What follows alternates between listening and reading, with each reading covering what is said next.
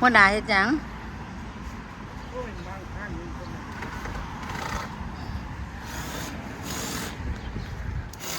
มางได้บ้านนี่กกใหม่มันสิลมล่ะ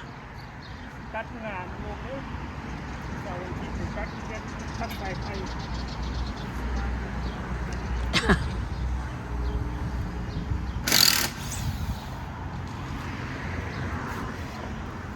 กองไว้ก่อนเถอะ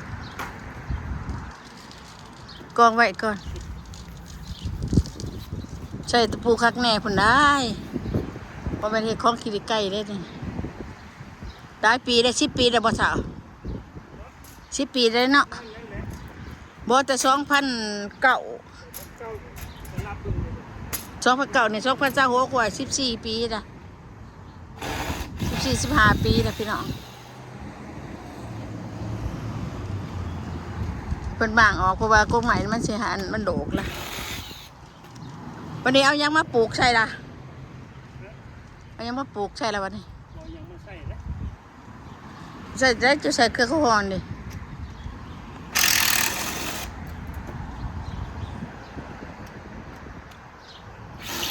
เครือข้าวหอนใส่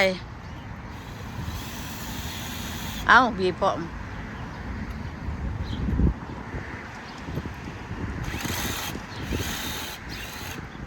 เช้าวันนี้ไปเฮ็ดบักเด่นไปใส่มากันกระเดบข่อย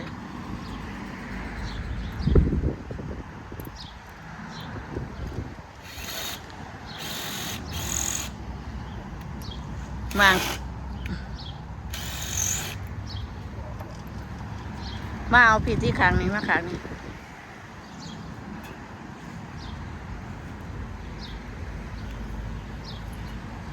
เพราะว่ากกใหม่นี่มันสิหักลงเลยสิลายใหม่จุ่มซื้อมันบ่ได้ดนบ่ได้ป้าตัวลมแดดเด้อพี่น้องแดดฮ้อนอยู่ใจได้เฮ้ยโอ้ยถ้าบอกเขาได้กายขึ้นลมแห้งขยันมันนั่นมันบ่เทิงกะสายไฟบ่เทิง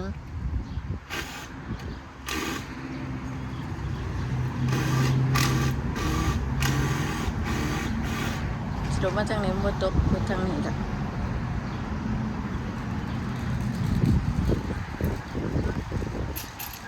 ฮ้อนแดดลมอยู่หักแต่ฮ้อน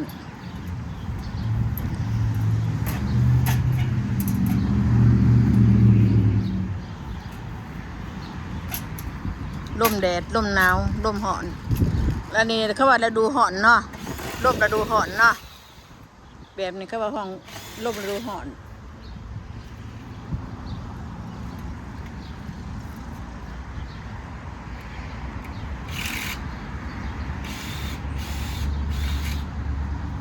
ว่างเหยียบเองเด้อล่ะ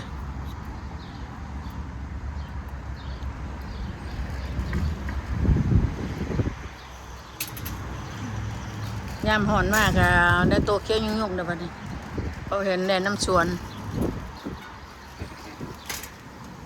ระวังได้เฮ็ดยังเลยเฮ็ดยังออกวะเฮ็ดปวกวะเฮ็ดปวกวะนี่ได้เฮ็ดปวกแล้วดูเฮ็ดปวกออกนะหอมๆเนาะเฮ็ดปวกพี่น้องก็เราเก็บโอ้มันออกลายบ่นี่ฮะออกลายอยู่บ่ฮะเอ้ามาทำใส่หัวกันเลยบุญดูดมนี่บุญดูดมพี่น้องก็มากันปิ่นเว้งอยู่เนี่ยลมแฉลมว่า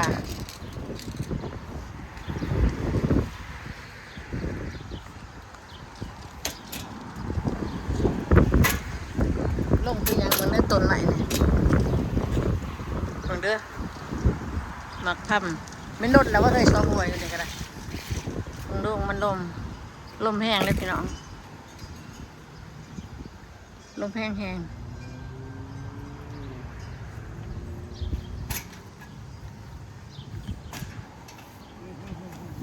ค่อยๆเนี่ยนอนไปเหยียบอันนั้นกกอันนั้นนี่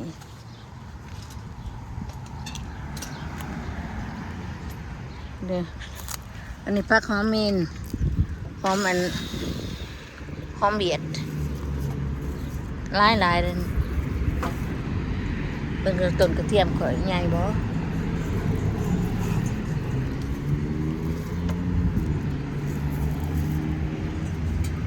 ก็หน่อยแบ่งออกคือต้นนี้ได้นี่ก็แบ่งออกมาจังซี่สิใหญ่บ่หัวบ่สิเป็นดอกแล้วนี่สวยละยอดสวยละลำมักใหญ่ๆเลยพี่น้องลำมันดูหัวคือสิใหญ่อยู่ปีนี้ก็หน่อยแยกออกลายดิบ่ให้มันทีกันนะครับแยกออกจากกัน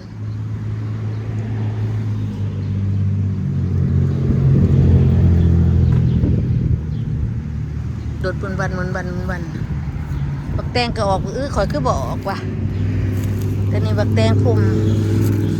ออกแล้วนี่ก็ออกแล้วดินี่เลย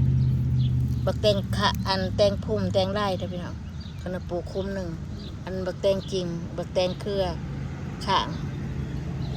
ออกได้บักแตงออกดอกงูคือบักกันข่อยคือบ่เห็นออกว่ะปลูก3-4คุ้มพุ่นไปเช็ดมันออกนี่บักแตงนี่ออกแล้วปลูกเครือดึงพอได้กินพออย่าปลูกไร้มันหกโปด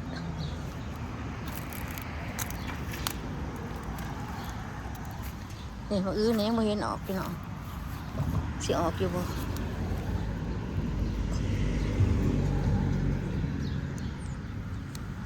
บักแตงอันนี้ขนาดออกแล้วนะพอดีเลยเด็ด3-4 หน้าออกแล้วแตงข้างอันนี้แตงขาวโอ้ยสิไข่ก็โอ้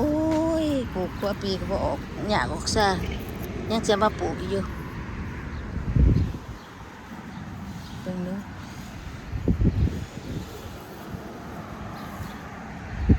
ไอ้ปลูกเคยจะใหญ่แล้วใหญ่เติบละเดี๋ยวทำไมยังไงบ่เป็นลายชมดอกนะป้าแต่คือสิลายบ่ลายนี่นี่หวานหน่อยโปนี่หวานอันเดียวเหรอมีอยู่ค่ะบ่ลายบ่ชมดอกดิชอบหน่อยกันดอกมันจะไปเป็นโงนอยู่คนนึกว่าสิลายบ่ลายบ่ดอกก็กินบ่เบิดอยู่ดอกแต่ว่าหากแกว่าเป็นลายนะพี่น้องชมดอกก็เป็นได้ลายนะนี่ยังน้อยมันเขียวๆสิเนี่ย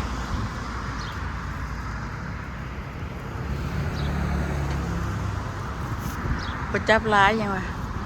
นี่พอได้อยู่นั่นนี่นะนี่บนท่านไม่ไต่ไม่ขนูนต้นนี้แล้วไต่ไม่ขนูนค่ะพี่น้องต้นแอปโปเต้นมะผิดเนี่ยไต่ไม่ขนูน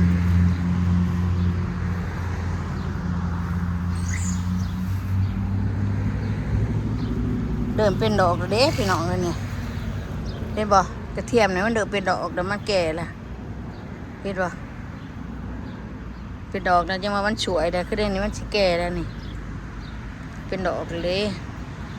เป็นมันมาละ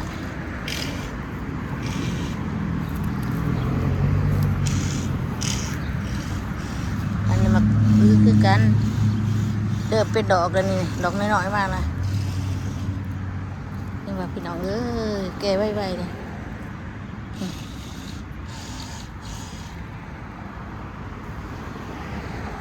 ปลูกก็มันจะออกหน่อยมาโอ้เหยียบนี่แม่นะคุมมันบ่เห็นนะออกจากคุมเลย3 คุมปลูกมักใส่ปลูกกันนี่ก็ปลูกมันหรือบักหน้ามาโหละบักผักมันบักหน้าบักผักปลูกบักผักแต่ว่าใช้ไม่ขึ้นน้ำมันนี่ละบักผักกับปลูกไร2-3 เครือคนได้กระดอกกันนี่นะกระดอยปิดได้ บ่ให้มันเกิดหลายนี่นะปิดออกเลยนี่นี่ถ้ามันแก่แล้วตกลงไปแต่ก็ยังมีหลายปิดอยู่เรื่อยนี่มันล่ำปิดแล้วนี่ปิดออกบ่ให้มันมีประเด็นยังมีหัวมันแผ่ออกมาโอ้แผ่แต่ว่าต้นอันนี้แผ่อีดีเหรอขนาดดกขิมได้เกินเนาะต้นหนอนต้นใหญ่ดีอยู่กระเทียมกันหน่อยนะพอปลูกเอาได้ห่างดกถิ่มบ่ให้มันทีแถวนี้บ่ได้ดอกมันเกิดเก็บน้ำบ่ทันก็เด้อเกิดหลายขนาดปลูกบักซะดีปีนี้บ่ฟัวบ่ได้ปลูกน้ำลองเบิ่งนี่เลยคุ้มบักซะดีแล้วนี่10 แถว10ได้10คุ้มอยู่ใน30เนาะสาวเนาะลองเบิ่งเข้าเนาะนี่ต้นหมากอันนี้คันมันใหญ่นี่ว่าตู่เนาะสาวเนาะเขาเรื่องบอกจะไปปลูกบนนั้นปลูกเดี๋ยวมันใกล้ๆบ้านเขามันยันแม่งมันบานเด้ต้นนี้บานดีๆหมากมันบานบ่ตายได้สโนตกบ่ได้ตายได้แล้วละตุกองไว้โอเคพี่น้องอยู่ดีมีแห้ง เด้อพ่อแม่พี่น้องขอขอบใจที่ติดตามเราบ๊ายบาย บายพี่น้อง